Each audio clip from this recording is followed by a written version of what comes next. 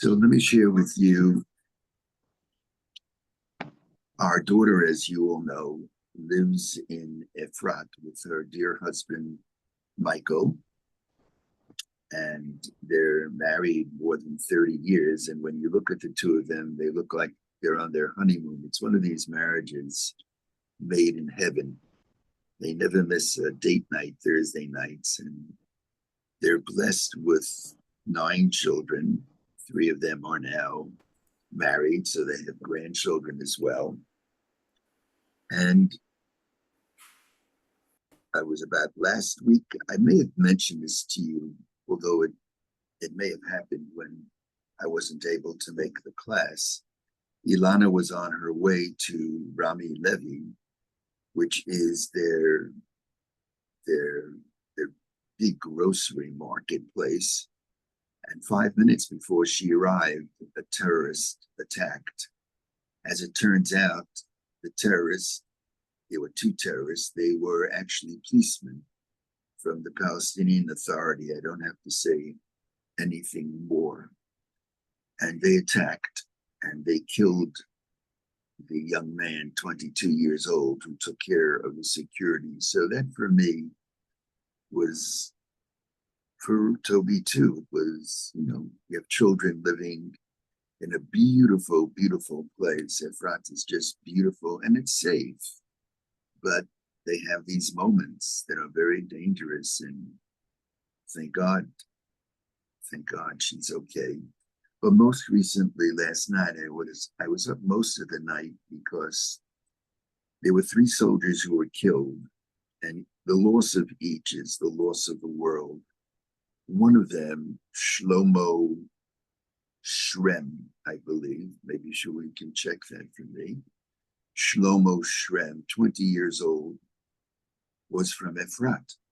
And as it turns out, Ilana doesn't know them, but Shlomo himself went to a preparatory military school in Atzmona, and everyone has a roommate, and our grandson was his roommate, Gavriel, the Gavi I always talk about, who now is in Gaza. He's actually out now for a few days, but he's going back in. So I called her. Shlomo Shrem. You're He had a right. middle name too, didn't he? Yakir. Yakir, right? Shlomo Yakir Shrem. I actually met him because I went to visit Gavi, and I was in the Bet Midrash, and we studied together. We studied Torah together. So I met his roommate, and I don't know if we can show his face, Shuli, but it was very, very shocking. And actually, when I called and I reached Ilana, she was at the funeral, and I asked if she'd be kind enough so I could be mishtatef, at least I could, from thousands of miles away, participate. And so I was able to hear the Kilmale, the final prayer. And many of us have been through what a army funeral is all about. It's just very striking. It hits home.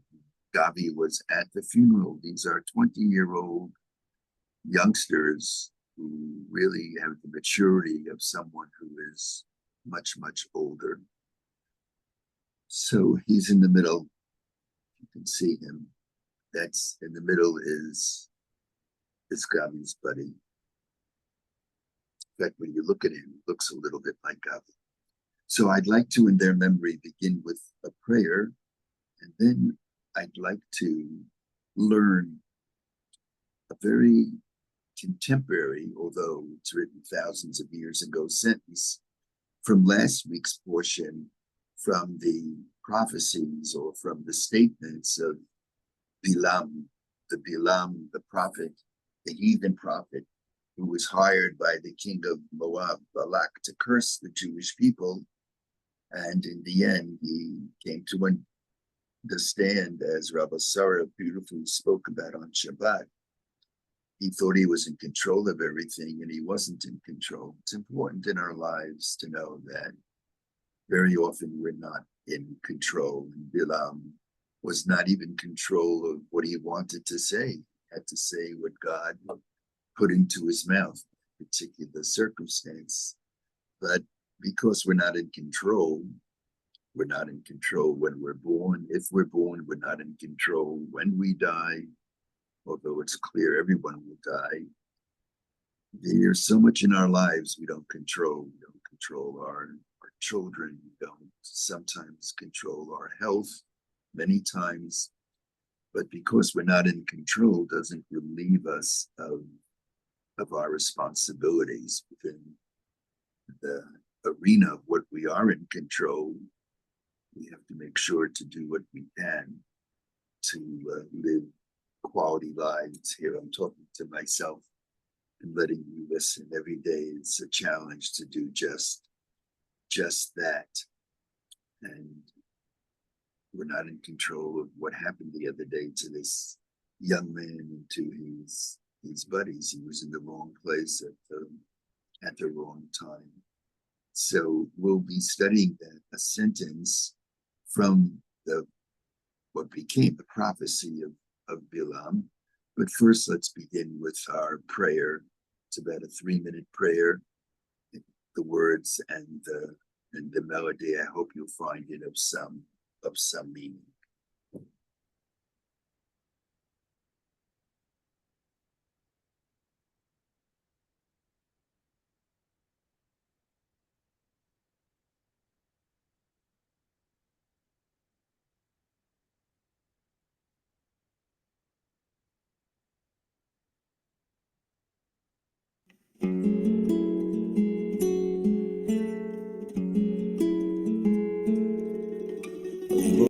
ריבונו של עולם, אנא, אנא, אנא.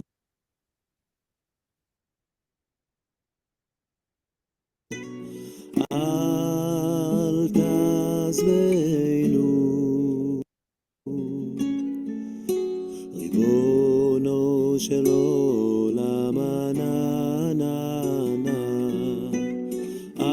עזור לנו לברך עמנו בניצחון, להחזיר חיילינו לשלום, לשחרר חטופינו למשפחותיהם, להשיב המפונים לבתיהם, לרפא פצועינו בשלמות, לקבור חללינו בעדינות, לנחם אבלינו ברגישות. ענה, ענה, ענה. ריבונו של עולם, ענה, ענה, ענה. אל תשכחנו, ריבונו של עולם, ענה, ענה, ענה.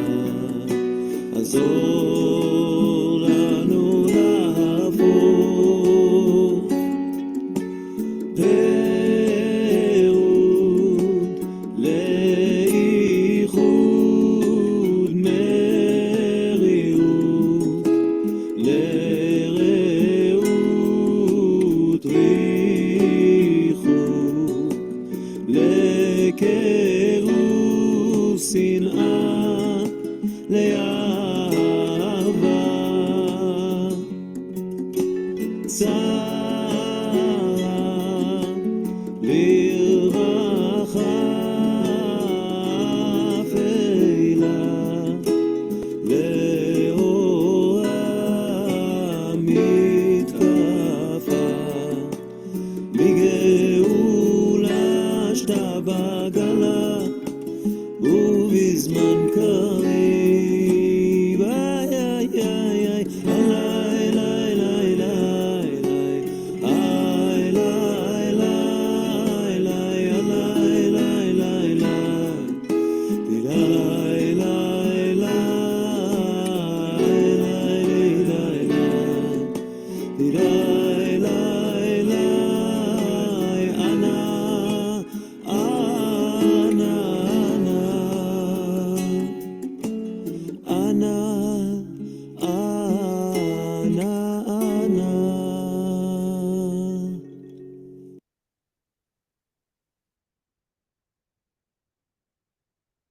just before the Iran-Israel war, which Trump has dubbed, and it's gained some traction, the 12-day war, the Prime Minister of Israel, Bibi Netanyahu, visited the Kotel, the Western Wall, and I don't believe that that visit was covered.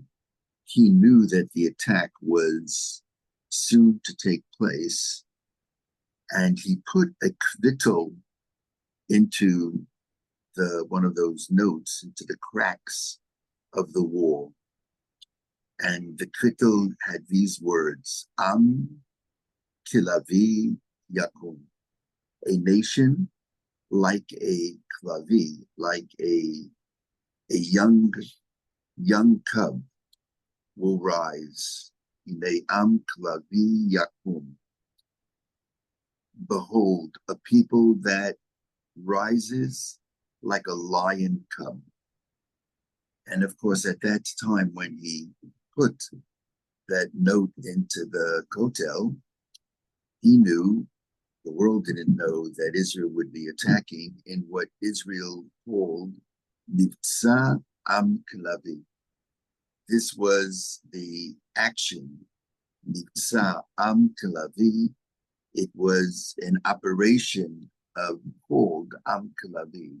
The name, the Israeli name of this war is lifted from the book of Numbers, the portion we read last week, it's chapter 23, sentence 24, Shulei.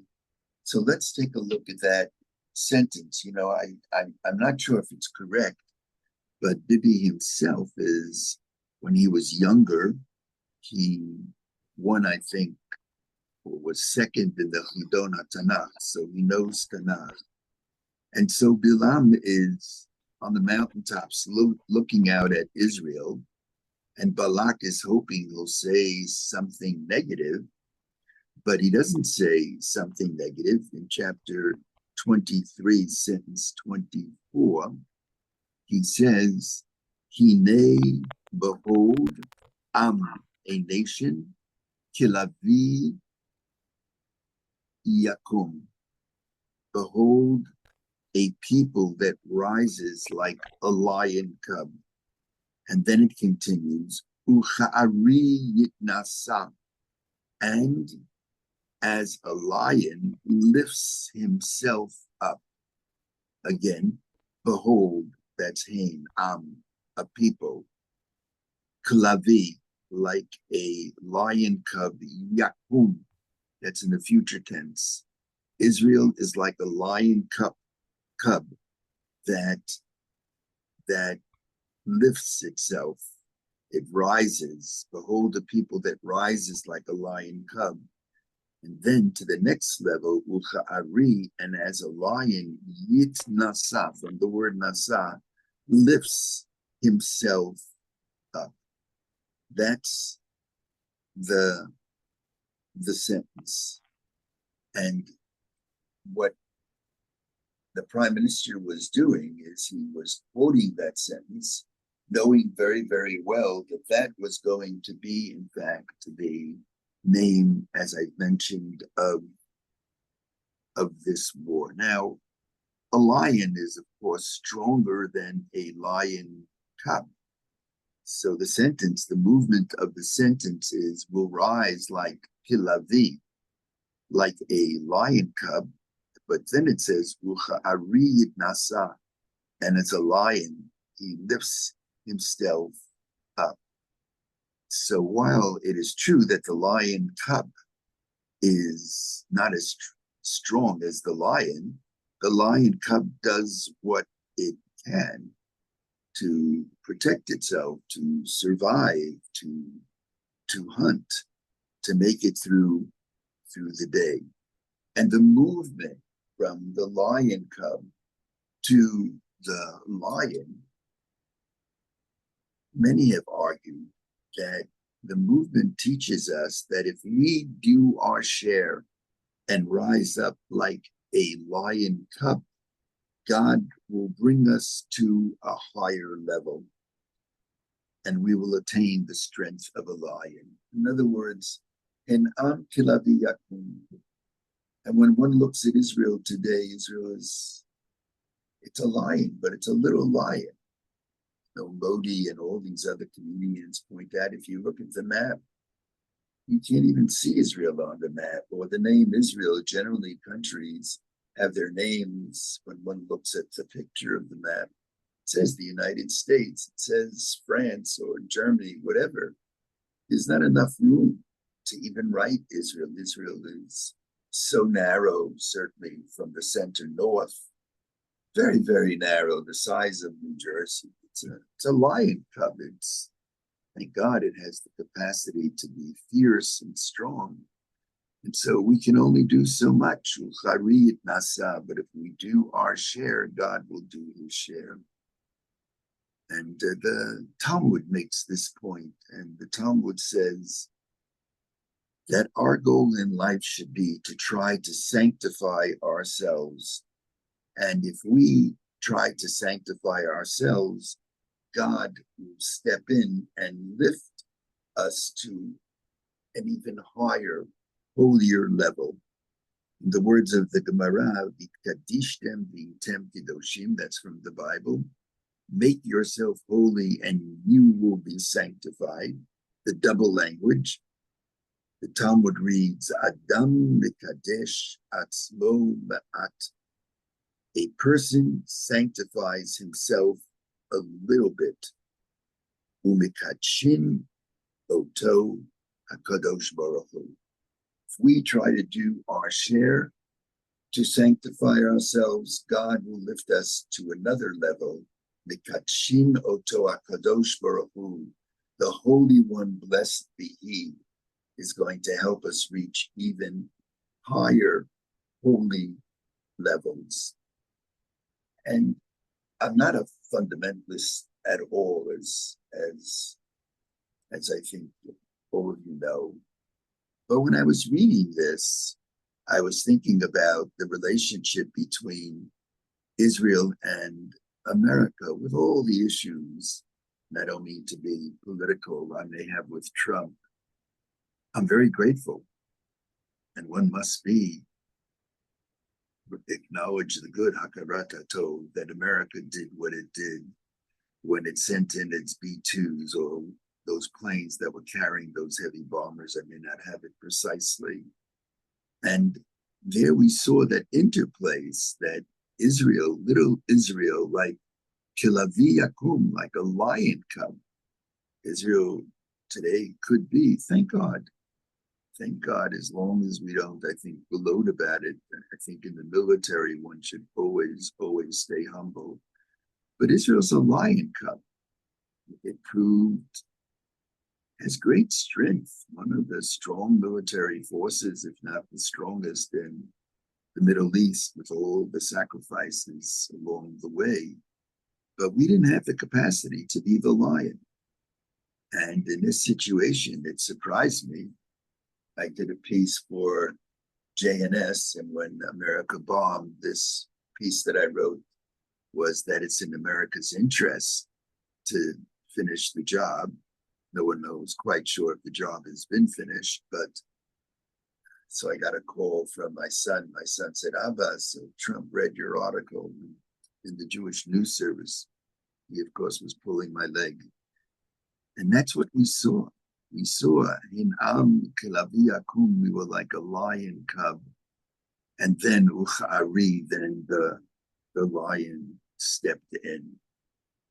And it was fascinating that at the end of this 12-day war, Netanyahu, and I don't mean this as a political statement one way or the other, I happen to believe that it's not a good thing for a country to be led by the same individual for so many years. I don't think it's healthy. I think Bibi is an historical figure with many great accomplishments. And from all the prime ministers, I've had a pretty close relationship with him. He's spoken at the Bayit and on many, many different issues, on the power issue.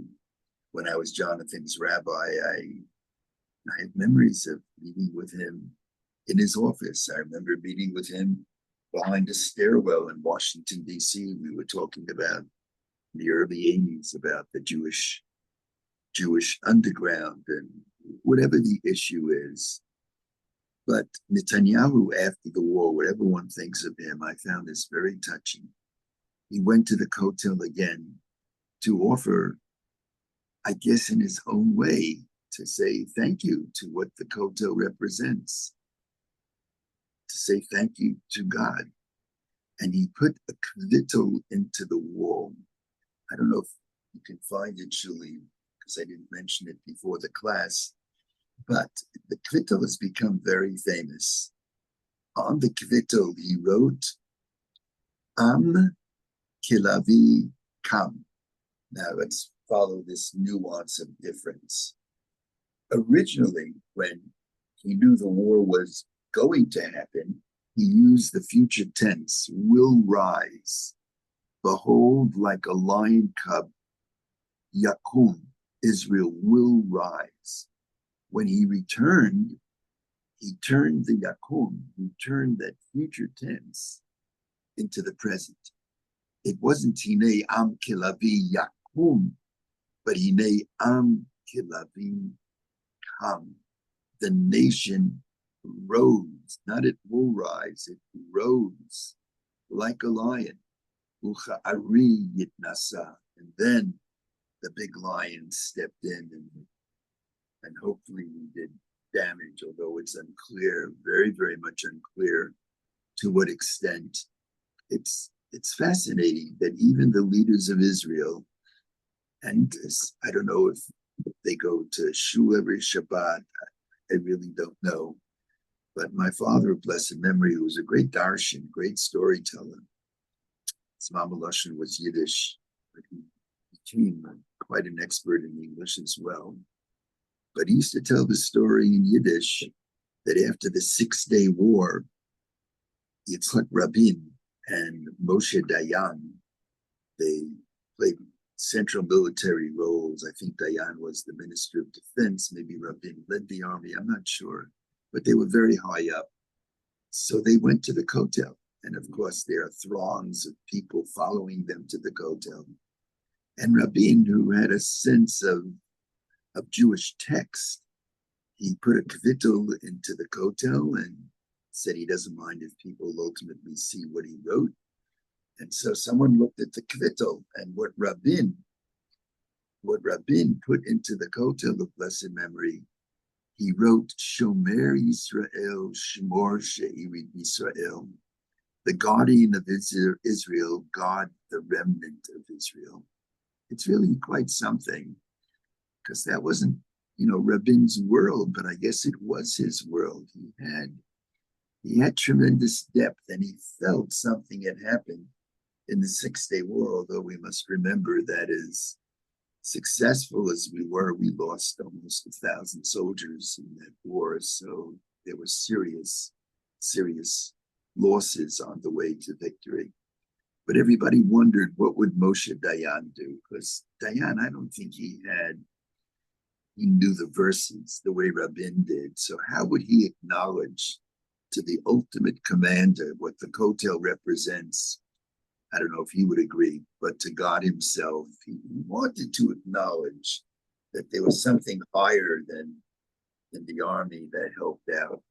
And with great emotion, my father would tell this story. And I've never checked this out, but I've always believed and wanted to believe it's true. People were looking at Dayan. He didn't write a kvittel. He didn't put it into the wall. That wasn't his way. But he stands suddenly at attention, stomach in, chest out, and with deep emotion, he salutes. He salutes. Umatzbia. He salutes.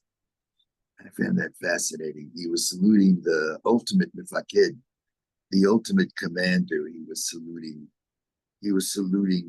God himself.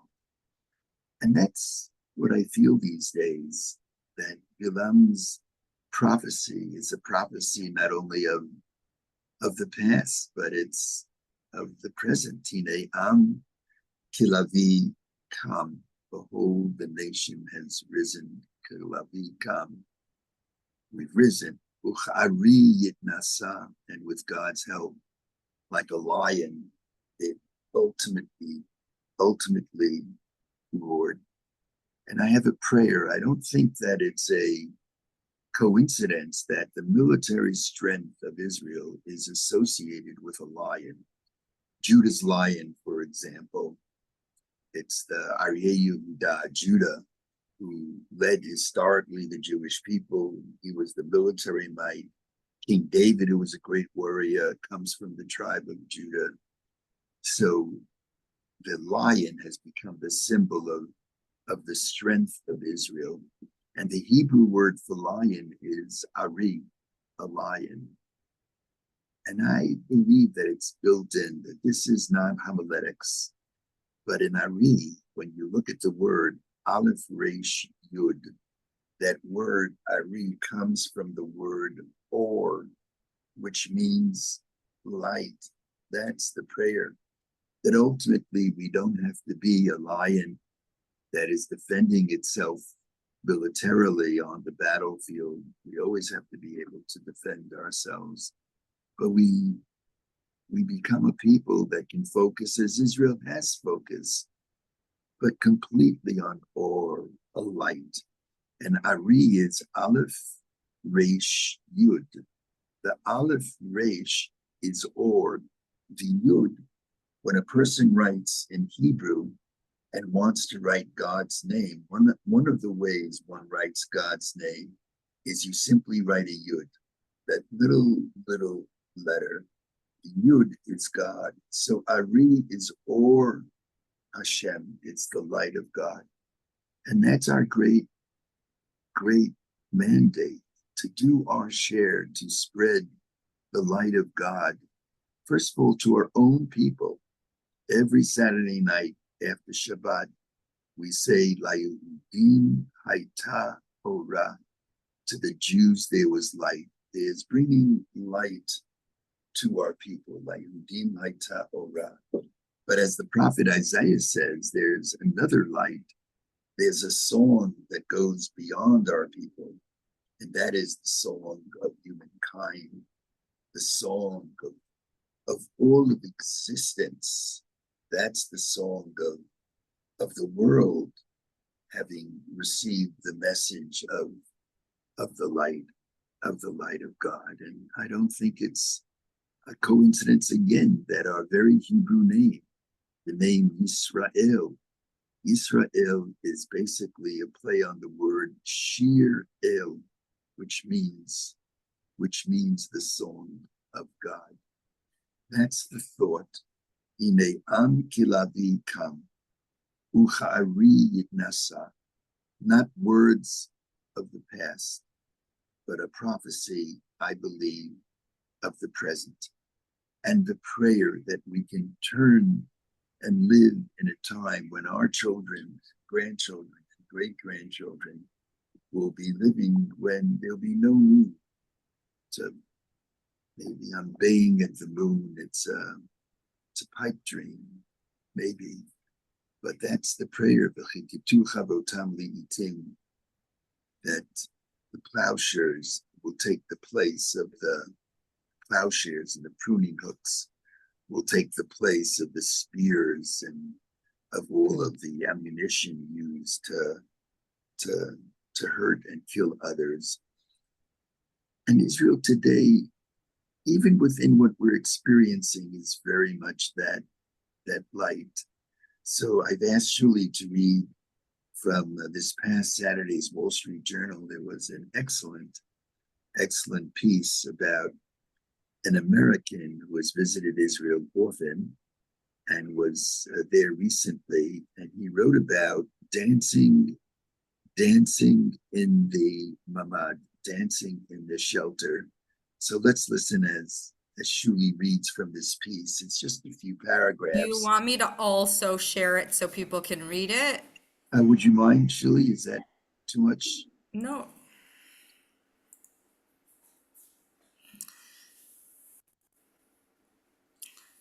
I found this very uplifting, and I'm looking to be uplifted. One Friday afternoon, the alert sounded around 4 p.m. and off we ran to the Miklat, where we experienced an unforgettably special moment amid the sirens. The shelter was packed with many dozens of people. Among them was the principal cellist of the Jerusalem Symphony, Talia Erdal. She might have run in from a practice session, for she had her cello with her, took it out of its case, and treated us to an unexpected and uplifting concert. One of her pieces was a soulful version of Shalom Aleichem, a prayer for peace traditionally sung on Friday evening as part of the celebration of Shabbat. Her playing was spirited and touched the hearts of everyone assembled with us in the shelter. When she performed an especially lively piece, a young woman, a regular in the Miklat, began dancing to the music. We looked on with a sense of wonder that all of this could happen in an underground bomb shelter minutes after the sirens had sounded. Please continue. What an extraordinary country this is. To say the people are resilient is an understatement. They are that and a lot more. You want me to continue? Yeah, till the end, please. Sure. As I learned in the Miklat, one needs steady nerves to live here. Most Israelis seem to have them. Those with us in the shelter were a varied bunch, old and young, religious and secular, new arrivals and longtime citizens. But they are bound up with one another in what they know is a common fate. They are doing what they must to live in their own country and defend it against those who would run them out of here. In the face of such threats, they pull together and act as one.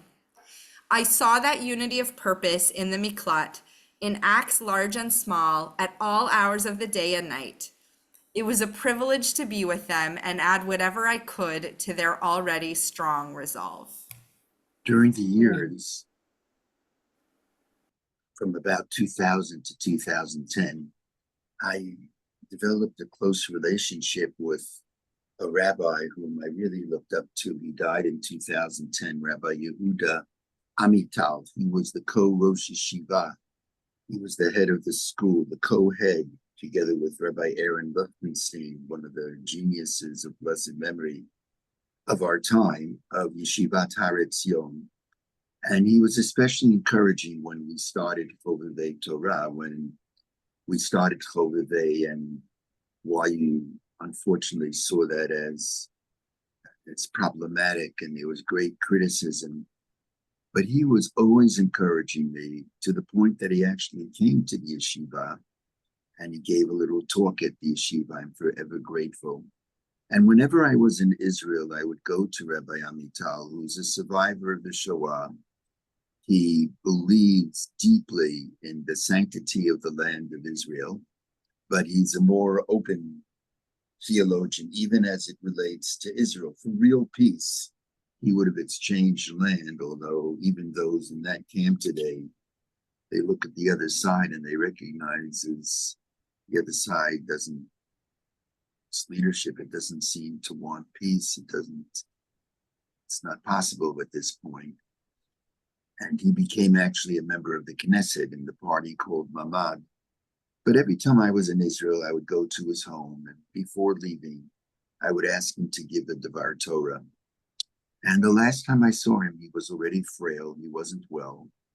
And his wife, with whom I thank God maintained contact, so she whispered in my ear, he's too weak to give a Devar Torah. And I was about ready to leave. We were sitting at the kitchen table in his humble apartment. And I looked into his eyes and I said, Rav Yehuda, I know you're too weak for a Devar Torah. Rak milah. Just tell me one word I want to hear. And he paused for a moment and he looked into my eyes and he held my hands. And I think I saw him tearing, and he looked at me and he said, V'ha'ikar ha'emunah. And the main thing is faith and trust.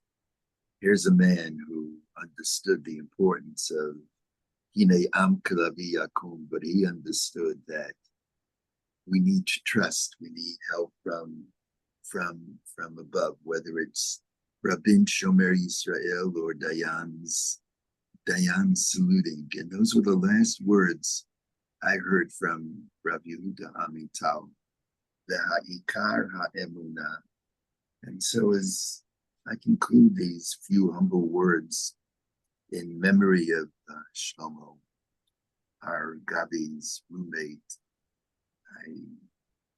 with all of the sadness, all of the brokenness, within the brokenness, Hine Am Kalavi Yakum Uchari Nasa, Vayikar Ha'emuna, with great losses, but God willing, we've risen and will stay strong and we will overcome. And would love to hear your comments, your thoughts, your reflections on this little talk that is more a talk from the heart than the head. I see Estelle's hand to start with. If I have a question. You were talking about Israel and the lion at the last conflict was called the lion. Is there any relationship between the Lion of Judah as Haile Selassie in Ethiopia was? Is there any connection there at all? The short answer is I don't know, but if I were to guess, I would think so. That's something that Lance has to look into.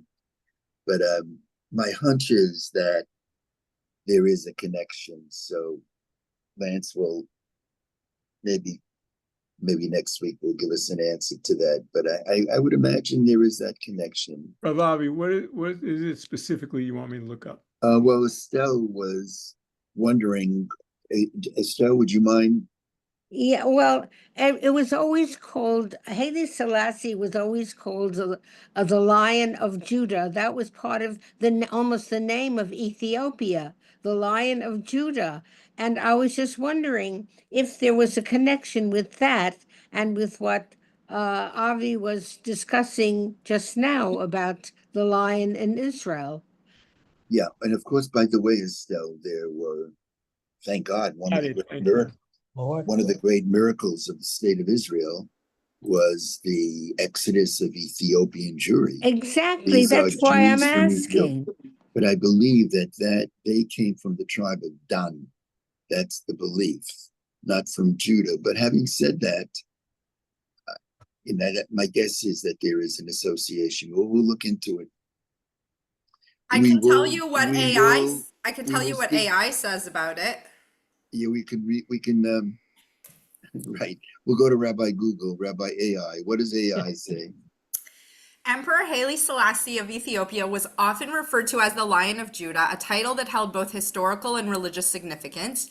It was a traditional title for Ethiopian emperors, linking them to the biblical lineage of King Solomon and the Queen of Sheba, and also became a central symbol in the Rastafari movement. It says the Lion of Judah is a biblical term. It's associated with strength, courage, and royalty, and is also a symbol of Jesus.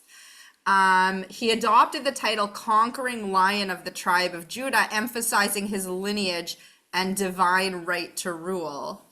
The Lion of Judah was also featured on the Ethiopian flag between 41 and 75. Yeah, there you are. Once he says it's from Solomon, it means there was that belief. And what's a belief I'll from? take everybody. I have no problem. What's a belief in Christianity? What's a belief that comes from Judaism that Christians who, my love, I'll take turn into a Jesus message. So okay, I'll take it all. I have no problem. I thought there might be well, anyway, as you saw. I think Lance has something to say about it also.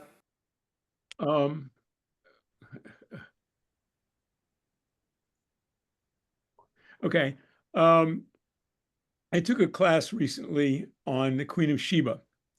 And you realize that, and everything that Shuli said is in that class. I don't know whether they had AI. But the point is that the Queen of Sheba is associated with King Solomon in the sense that she emphasizes the wisdom of King Solomon. All the rest of the references to the Queen of Sheba are negative for King Solomon, and really negative through, Jesus and all that stuff. And it seems to me that there is an attempt here at an anti-Semitism. And What? yes, that King Solomon has been denigrated. He has been accused of having many wives and fornicating and all that stuff. And I think that's nonsense. I think King Solomon was someone who had wisdom. And you look at the story of the baby, and he tricked the mother to reveal herself, which was wisdom. And in the case of the Queen of Sheba, he also manifested wisdom. And it strikes me that unfortunately, throughout the Torah and Tanakh, there is a great deal of anti-Semitism in terms of presenting the priests, for example, as crooked. And that always bothers me. Right. And Let me chime in now, and just with thank you, Lance, with a final word that also relates, I think, to what's unfolding. There was another, actually, Bilam offers 4 different segments of prophecy. He gives one, and then Balak's upset with him. I thought you're going to curse the Jews, and you're blessing the Jews. And he goes through this on 4 different occasions. And at one point in chapter 23, sentence 9, he writes, or Bilam says, Ki meirosh surim erenu umigvaot ashurenu. No need to put it on the screen. It's chapter 23, sentence 9, which means that Bilam was saying, from the tops of rocks, I see him, I see Israel. And from the hills I behold him. That actually were the first words that he said. So Balak is turning to Bilam, and he probably said to him, curse the Jewish people. Curse the Jewish people. They've done this wrong. They've done that wrong. When they left Egypt, instead of offering gratitude to God, they were complaining, we don't have food, we don't have water. And 50 days later, they built a golden calf. They're worthless. And they sent out the spies, and the incident of the rebellion of Korach. That's what probably Balak said to Bilam. He was giving him the fuel. He was giving him the info to curse the Jewish people. And the first thing he says is, from the tops of rocks, I see Israel. This is now Bilam.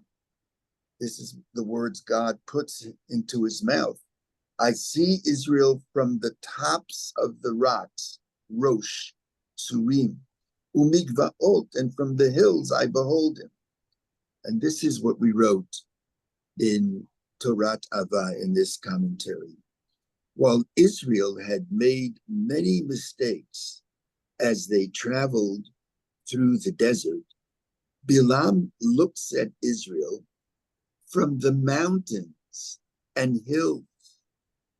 Looking from a distance, Bilam sees the larger picture. He recognizes that even with all of their missteps, Israel has done magnificently well. Something that we have discussed, that sometimes it's important in life, no matter the challenges we face, to step back and to see things from a distance.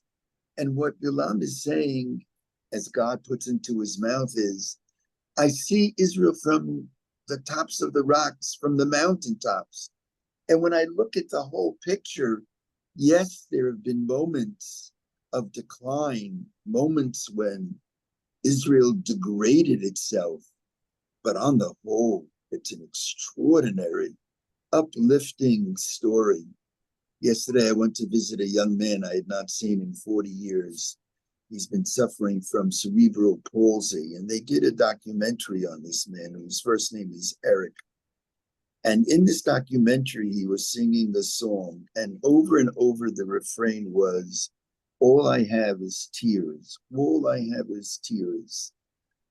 And he explained to me why he felt that way, and he had good reason to say, "All I have is tears." And when I parted from him, no one can be in his place. He's lived this life this way as much as he's been cared for and has tried to care for himself. But I did whisper in his ear, and I smiled, and I said, "You've had tears, but you've had joy too. You've had joy. You've had joyous moments. You've inspired people. You've had uplifting moments in your own life. Whatever challenges we face, what Bilam is saying about Israel, and what I'm saying about Israel now is, Ki merosh suri merenu, that Estelle, we have to look at it optimistically, as you do, as your son does, as Israel does." And in another paragraph, I write, "This teaching echoes a leadership theory called go to the balcony." I actually think that it came from here. It came from this idea that Bilam said, "I'm looking at the Jews from the rock tops and from the mountains." So there is a theory in leadership called go to the balcony. And it goes like this. You're on a dance floor and someone asks, "How is it going?" One may respond that it's rather crowded and people are stepping on each other's toes. Now go to the balcony and view the same scene. When asked the same question, one may respond that from here, the floor looks rather sparse and people are quite graceful. The balcony in Bilam's prophecy was the tops of rocks and hills. Just a thought that even in these years have not been easy years. I said to Rav Stephen recently, who, by the way, on July 1st, finished 10 years. It's hard to believe how quickly time flies. Stephen officially became the senior rabbi, my rabbi, on July 1st, 2015.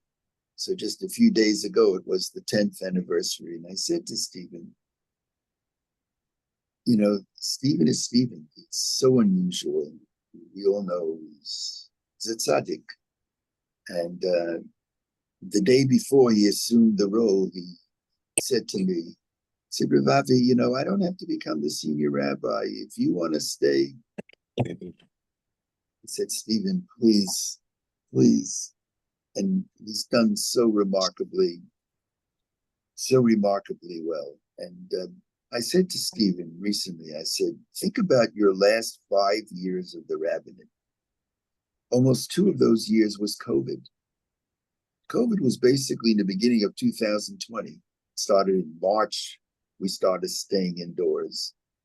And then another 2 years, almost 2 years, is the war.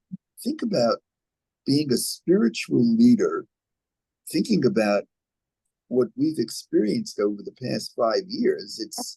It's not what was experienced in the late 30s and the 40s. Nothing like it. Can't be compared. But we got a small taste of what Anne Frank was going through. And she's become the legend she's become because she never lost her belief. She just never did. That was her greatness, her last words in the diary. She was being taken out, and some German officer allowed her to write the last words, and she wrote, very famously, she wrote, "In spite of everything, I still believe people are good at heart." I don't know what that means, and I don't know if I can buy into it as it relates to the SS, but it's this belief, this Rav Amital's emunah, this sense that with all that we've been through, I think it's very important to focus on on the joyous aspects on the uplifting aspects, and not easy to do, but I think in our own lives, and here I'm talking to myself, letting you listen, whatever our physical issues, whatever our aging issues, whatever it may be, to try to think not only of the tears, but to think of the joy, and to do so by going to the mountaintops and seeing this is a beautiful world, and to reinforce our responsibility, again, talking to myself, letting you listen, to make this world, keep it beautiful and make it more beautiful. It's amazing how that poetry resonates, and I can go on and on with all of this, but I encourage you to take a look at it in chapters 23 and 24 of the book of Numbers. Anyone else wanted to say something? I see Nathan's hand and Arnie's hand. Okay. And who else just spoke? Okay, I guess we'll start with Nathan and Arnie. And Elaine. Thank you. Okay. Nathan, you are muted. Sorry, we'll wait. And I see that Lance's hand is still up also, but you already got one chance, so we'll come back around. Nathan, let me try to help you unmute. Hold on. It should send you something asking you to. You see something? There, yes. Okay. You can hear me? We hear you. We hear you. You hear me? Can you understand me? Okay. During the week, I was in a class, in a shiur, and we were discussing what we say every Shabbos, Ish Milchama. What is the meaning of Ish Milchama? A man of war.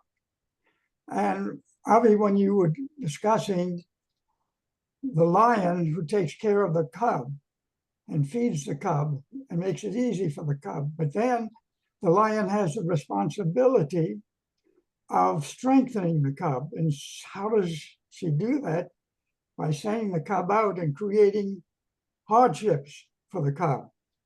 So maybe that's what we're experiencing now with all of the rise of anti-Semitism and the wars, that the lion is sending out the cub so that we will strengthen ourselves in unity and in spiritual growth. Thank you, Nathan. Nathan, you're in Teaneck now, right? I'm in Teaneck, yes. So, we go to Teaneck, and I'd love to connect. So maybe the next time I give you a buzz. And do you go to any particular synagogue? Shomrei Torah, Rabbi Yudin. Oh, Rabbi Yudin. Right. Oh, that's in Fairlawn or Teaneck? No, I'm sorry. I'm in Fairlawn. I see. Yeah, no. Okay. I'm in Fairlawn. But I go to Teaneck, so if you're in there.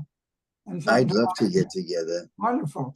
Well, I wanted to show you something that when we had a little more here.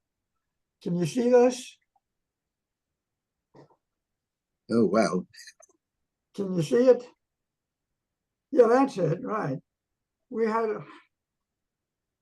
Those were the days when you told me how you knew nothing. And You have to move it to your left. To my left? There you go. Okay. Yeah, Right, right so in the center. Who's in that beard? This was at the Shabbaton that you were grateful enough to come and teach us about modern Orthodoxy. And a few years later, you said to me, those days I was so young, I knew nothing then. I said, you must have known something because I asked you to come and speak to us. And you said, well, you knew even less than I did. That's it. Thank Long you. time ago. Well, I remember the walks we used to take in Myrtle Beach on the beach. That's right. And I had such a love for you, and I still do. So, by the way, the Azya Shir is not an easy Shirah. Hashem Ish Milchama, the Lord is, I came across one commentary that took it and turned it on its heels, Nathan, and reads it as a question. Hashem Ish Milchama? Do you think God wants to be a person of war? The question mark. No. Hashem Shmo. His name is Hashem, which is the God of love. So, yeah. If it's a question, he must have been Ashkenazi. Okay, I think Arnie was it Arnie? Arnie. Yeah. Mhm.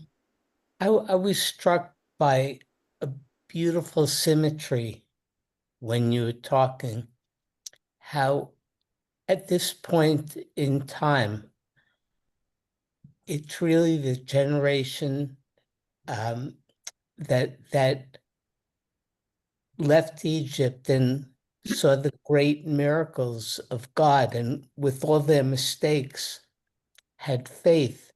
They existed in the desert with daily miracles.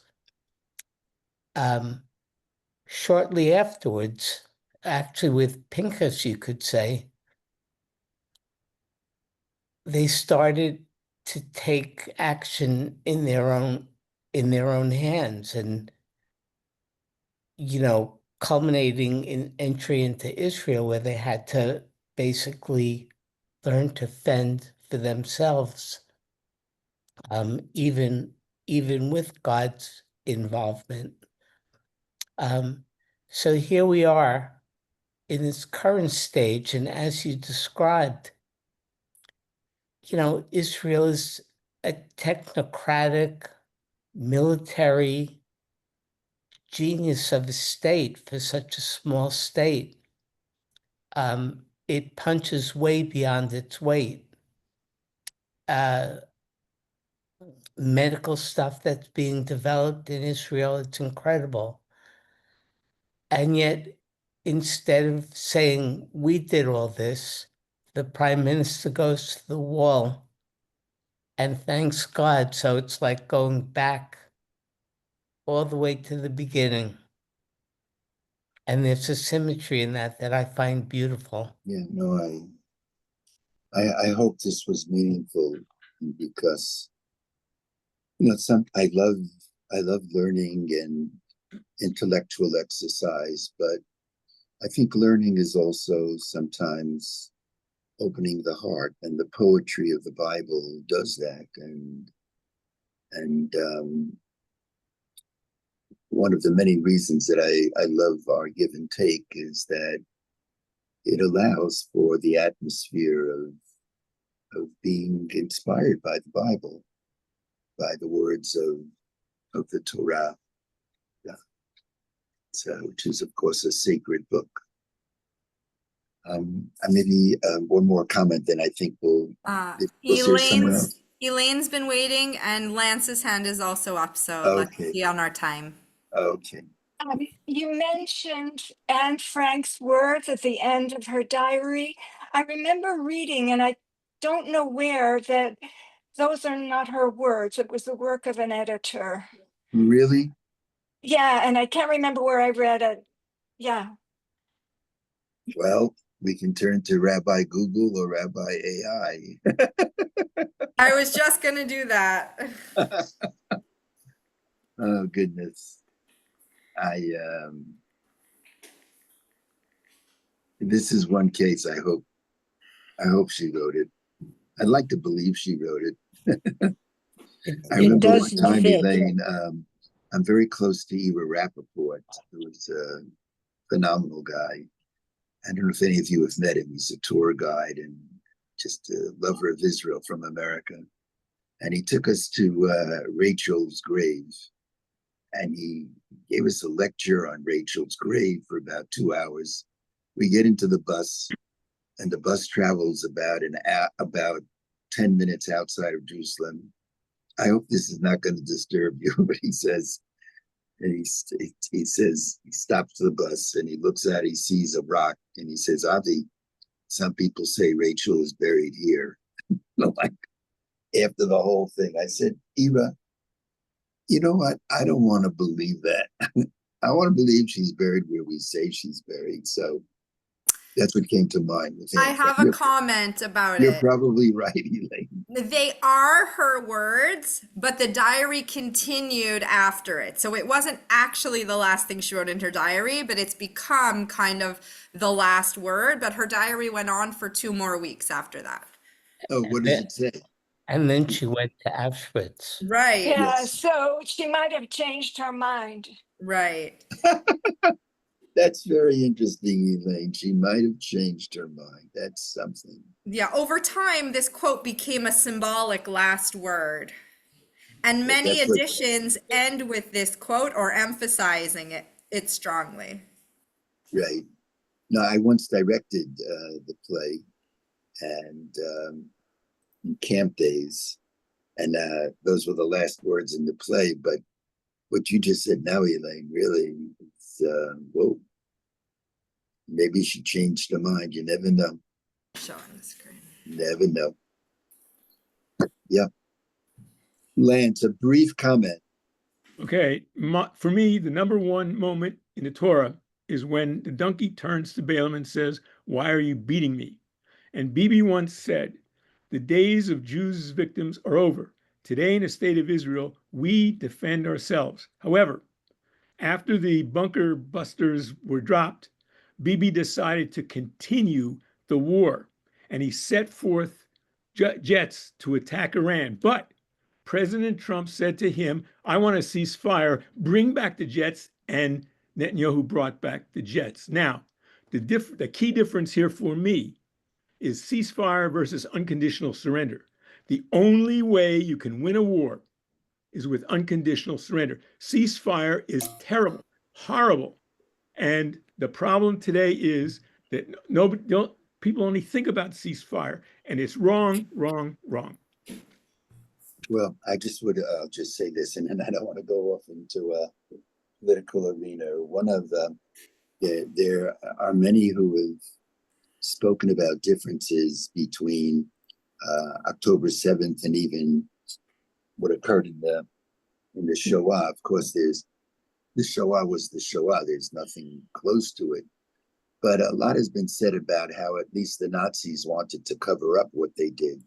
Hamas wants to publicize it. They were taking videos of the atrocities of the their monstrous crimes. But I want to add another difference, and that is at least the Germans knew, Lance, to your point, they knew how to say we've lost.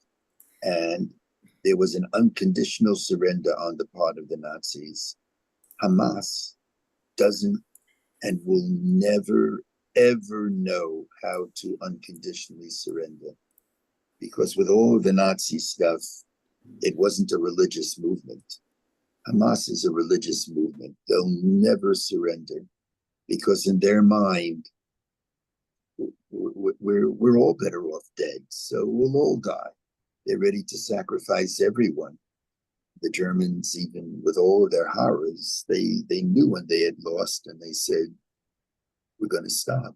So just, it's the, I wonder what the end goal is now. I am wondering about that, but we'll stop here. Thank you. Ellen, Thank no you. thoughts, no comments, Ellen? Can I just say one last thing? Yeah.